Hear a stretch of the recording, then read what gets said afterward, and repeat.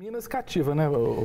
Minas cativa e o Colégio Batista Mineiro também cativa, né? A Rede Batista como um todo, porque a gente tem ali idiomas, música, esportes, faculdade, o colégio, são várias unidades. O colégio é cativante demais, é muita gente envolvida, né? Não, isso é interessante.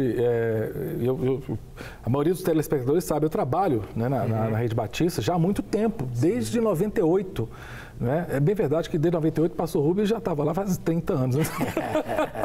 Mas eu dei aula no colégio, né, pastor? E realmente tem isso, Claudinei, cativa. Isso é um diferencial, né, pastor Rubens?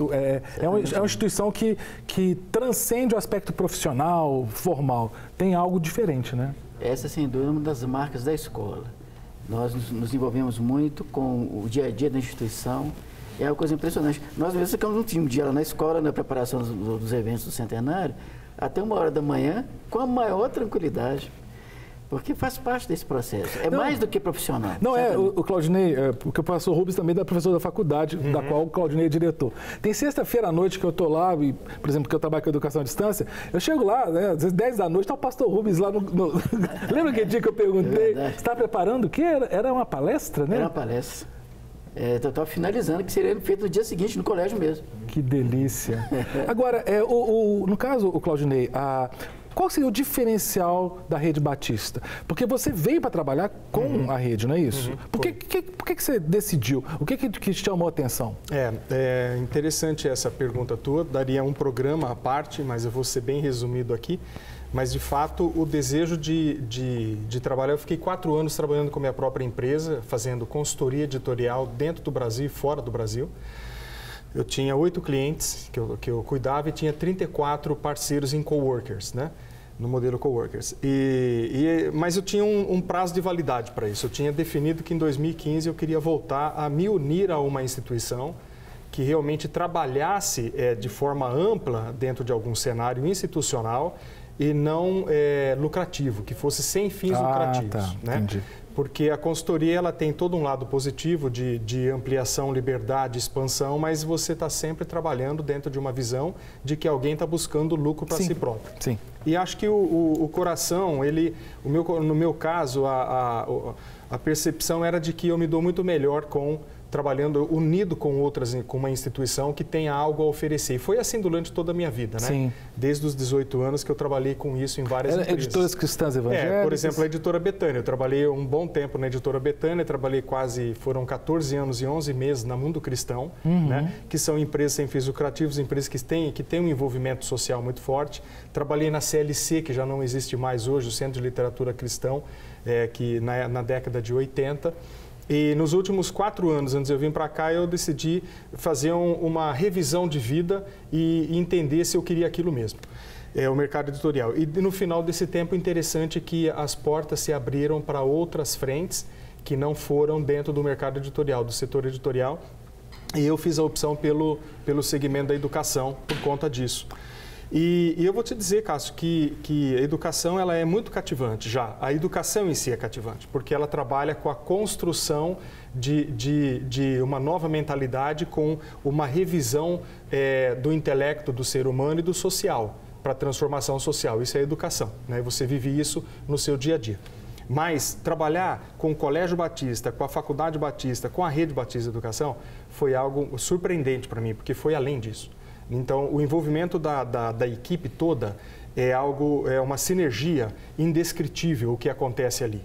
E eu digo que a gente não tem ali somente pessoas que são conectadas com a nossa confissão de fé, né? Você vê o curso de Direito, por exemplo, ele tem uma variedade de ideologias, de pensamentos religiosos. Sim. Mas todos estão conectados no mesmo propósito, que é o quê? É viver os princípios e valores, a ética, o caráter, para que a gente construa uma nova sociedade a partir desses princípios básicos. Né? Agora, o colégio, ele tem isso desde o berçário. Do berçário até o ensino médio. Então, a gente é uma instituição diferenciada. E toda ela acompanhada por uma capelania muito eficiente, que é o que dá o quê? Que dá essa liga, que faz essa conectividade, essa cola do todo. E mantém a identidade, né? Da instituição. Exato. Uma identidade que foi criada já há 100 anos. A gente está completando 100 anos. Eu vou até colocar o óculos aqui, porque eu entrei no ar sem o óculos e não estou conseguindo enxergar direito lá na frente. Você sabe o que é interessante para completar essa? Como é que a gente consegue manter essa continuidade centenária, né? Então, a minha área que é a área de expansão. Nós abrimos agora uma unidade no Castelo. É o bairro Belo Horizonte. Castelo, aqui em Belo Horizonte. Uma unidade com capacidade para 600 alunos. Uau. O nosso primeiro plano de voo é para alcançar 200 alunos até o final desse ano. Já estamos com 110 alunos. Uau. Abrimos agora em fevereiro. Né?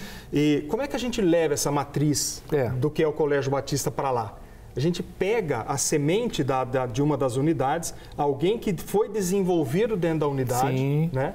E transfere para lá essa matriz, essa semente do que é o Colégio Batista. Já uma mudinha. A diretora, a direção da unidade nova, ela sai de dentro de uma unidade já consistente, já constituída.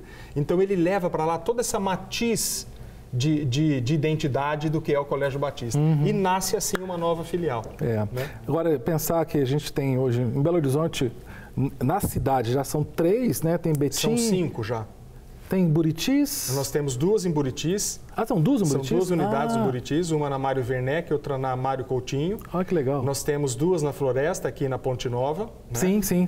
E temos agora uma no Castelo. No Castelo. São 5 unidades em BH. Mas começou ali... Engraçado que hoje o bairro chama Colégio Batista, Chama né? Colégio Batista. Como é que foi esse começo, pastor Rubens? Eu vou pedir para o pessoal da produção colocar algumas imagens aí. Eu queria que o senhor fosse contando um pouquinho da história. Como o Claudinei está há 5 anos aqui? Não. 2 anos e 8 meses. Você pode contar de 2 anos e 8 meses para cá, né? Eu de 98 para cá, mas ele conta de 1918.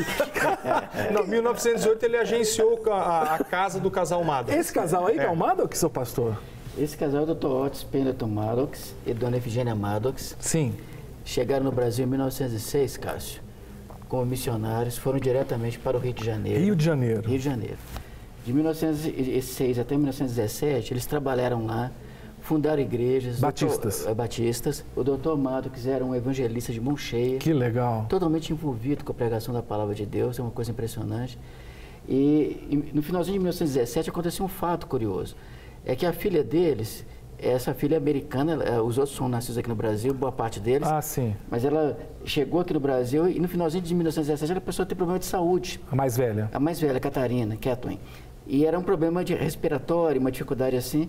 E na época sugeriu-se que eles viessem para Belo Horizonte. Porque o ar de Belo Horizonte é um ar muito mais agradável naquele tempo. Tinha disso mesmo. Muitas pessoas vinham cuidar. Naquele tempo e hoje, inclusive. Hoje ainda, com a relação a São Paulo, a Rio de São Paulo. E naquela época, Belo Horizonte era conhecida como Cidade Jardim. Cidade Jardim. Porque as grandes vias, as grandes avenidas eram todas arborizadas, muito mais do que são hoje, né? E eles vieram para cá. Montanha, né? Um ar ótimo para se respirar. E aí uma curiosidade, depois que eles chegaram aqui, quase que de imediato, Dona Efigênia juntou um grupo de crianças, a maioria filhos dela mesmo, para começar a ensinar inglês e matemática, as disciplinas que ela era especializada, e começou ali. Na casa dela? Na casa dela, com certeza. Mas eles chegaram a pensar em alugar um espaço? Que o senhor sabe como é que foi o processo? Sim, isso aí. Naquele princípio, no primeiro momento, ficou na casa dela mesma, na sala da casa. Só que várias pessoas se interessaram por serem educados por Dona Efigênia. Aí eles iam trazendo as crianças para lá, criou-se um grupo já de mais de 10 crianças, quase 13. Aí eles disseram, não cabe mais aqui. Não cabe em casa. Aí solicitaram ao pastor Casimiro, não sei se você se lembra desse nome, né? Sim. Faz parte da História Batista aqui do estado de Minas Gerais. O pastor Casimiro era o pastor da primeira igreja. Da primeira. Na época. A primeira igreja, para quem não é de Belo Horizonte, a primeira igreja batista, fica na praça central de Belo Horizonte. Para mim era o centro geográfico, né? Muito próximo do mercado. No Mercado Central. É na Praça Raul Soares, onde nasceu ali. Mas aí tem um detalhe, viu, Claudinei? Na verdade, na época, a igreja funcionava na rua Tupinambás. Tupinambás 525 era um salão assim, simplório, mesmo para aqueles tempos. E ali ocupou-se uma sala, a igreja deu o aval, e já em 1918, isso começou em final de 17, já em 1918, para falar a verdade, 1º de maio de 1918, resolveu-se fazer uma ata e oficialmente começou a escola. Olha, eu queria colocar mais uma imagem na tela, pastor. Me explica que imagem é essa aí. Essa é a família deles, não? Não, essa aí já é uma outra família de missionários. A Ordem das Fotos não está exatamente seguindo a linha histórica. Mas só até desculpa, não quero te cortar, não, mas, por exemplo, porque tinha uma imagem que era um palacete, tinha uma casa. É verdade, o palacete, famoso palacete. Esse palacete foi o primeiro lugar, não? Na verdade é o seguinte, o primeiro habitat, entre aspas, da escola foi uma sala da primeira igreja batista na rua Tupinambás, no centro de Belo Horizonte. No centro. Mas aconteceu que a coisa foi ganhando um volume muito grande, a escola cresceu e já não podia ficar mais lá, não havia espaço. E aí, na época, o pastor Maddox fez uma solicitação à junta de Richmond, nos Estados Unidos, se eles mandariam uma oferta para se comprar um terreno. E naquela época surgiu uma oportunidade excelente, imperdível, mas muito acima da condição financeira da escola. Era um terreno que começava hoje seria Pouso Alegre, não é? Onde estava situado o Palacete Sabino Barroso. O Palacete Sabino Barroso era um palacete realmente, era uma casa muito bonita. Sem querer cortar o raciocínio, só para eu falar com a produção, vocês conseguem achar, não sei se tem uma foto aí de uma casa, como se fosse Com os anúncios na frente, né? Não tem jeito não, né? Porque tem uma sequência, mas tudo bem. Depois a gente tenta mostrar, mas pode continuar falando. Você conhece, o Claudinei, ali o Centrão de Belo Horizonte, né? Uhum. Então, o Centrão de Belo Horizonte, algumas igrejas começaram ali, a Presbiteriana, a Batista, a Metodista que continua ali, né? Mas aí, quando veio o dinheiro, não ia comprar no centro, resolveu comprar na Floresta. O que aconteceu, que a gente lê na história ali, é que ia leilão um terreno aqui na Floresta, no bairro. Ia leilão. E aí foi que o Maddox, o Otis Maddox, que era o missionário que veio, esposo da dona Efigênia, que era a professora, ele mandou essa carta para Richmond e disse, olha, a gente vai ter um leilão aqui, a gente precisa de dinheiro para comprar esse leilão. Mas os caras mandaram uma carta dizendo, nem nós temos esse dinheiro aqui, como é que nós vamos mandar o dinheiro para você? Aí ele mandou outra carta, falou, gente, é uma oportunidade para a gente impactar essa cidade. Sim, a visão foi missionária. Foi missionária, de muita fé. E olha, Cássio, aconteceu um fato interessantíssimo, né?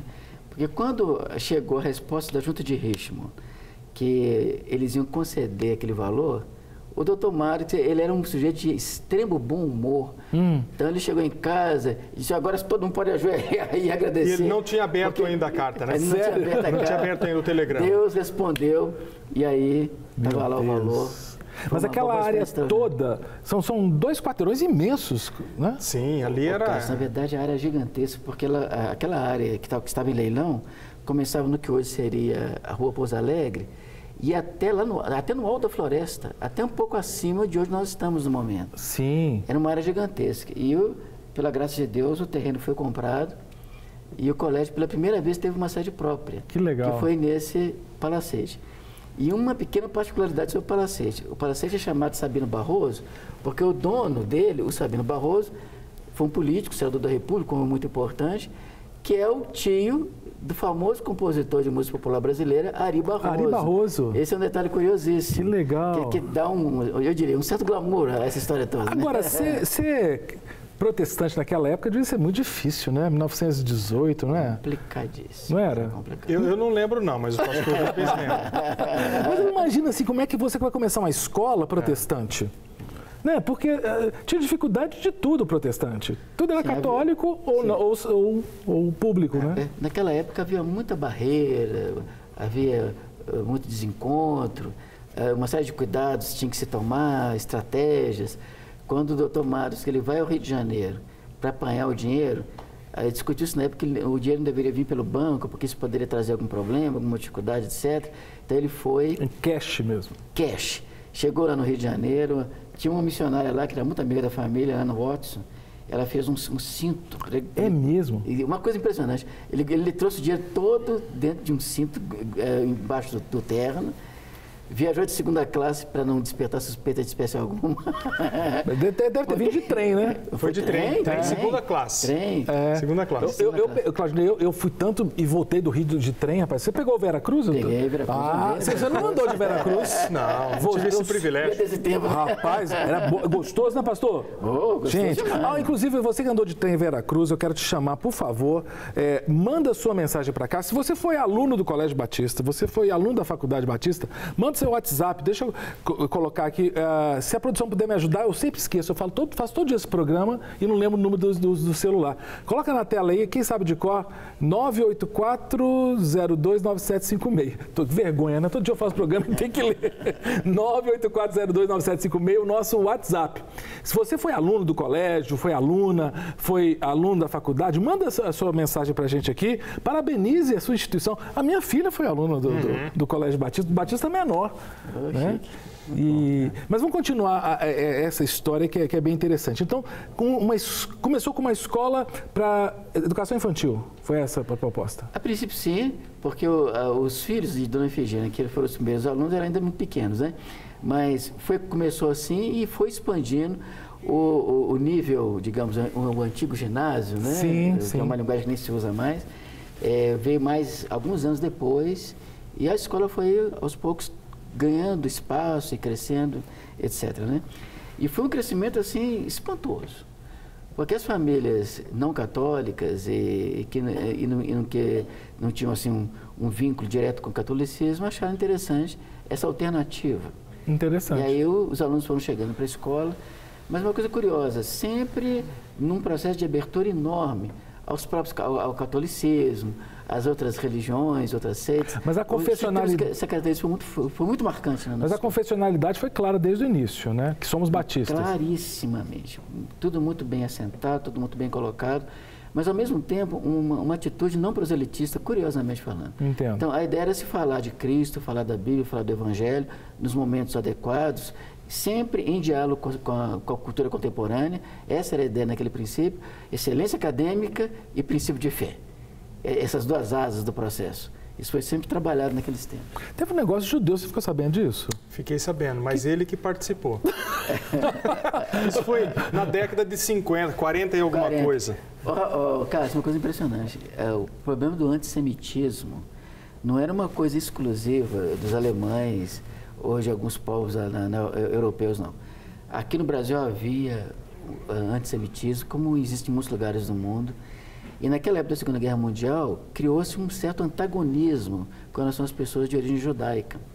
Eles estavam com dificuldade de matricular os seus filhos nas escolas aqui. Por serem judeus. Por serem judeus. Isso criou uma situação... Os judeus que viveram aquele processo, ainda tem alguns, eles contam isso com o coração partido mesmo.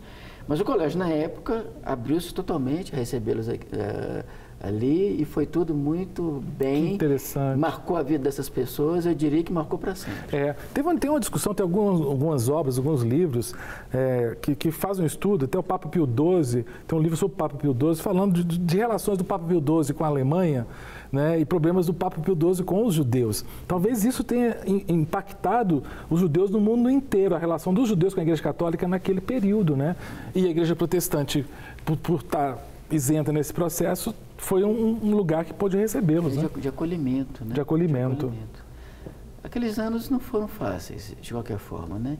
E havia muito mal entendido, né? Especialmente com relação a questões de fé.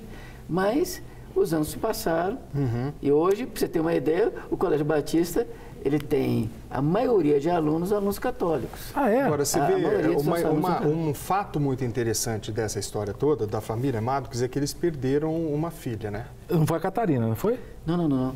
Foi um filho, Wilson. Um filho. Foi num acidente em casa mesmo, na banheira de casa. Meu Deus. E aí, não vou nem entrar no detalhe da questão, mas o ponto que era, havia uma separação muito clara entre católicos e protestantes naquela época, que tinha uma rejeição muito grande ao protestantismo aqui, que diz a história que eles não puderam sepultar o filho no cemitério. Não puderam. Então, sepultaram o filho onde? Lá no quintal da casa deles. Para receber todas as novidades do canal, inscreva-se. E se curtir o vídeo, clique em gostei. Aproveite para acompanhar a Rede Super nas redes sociais.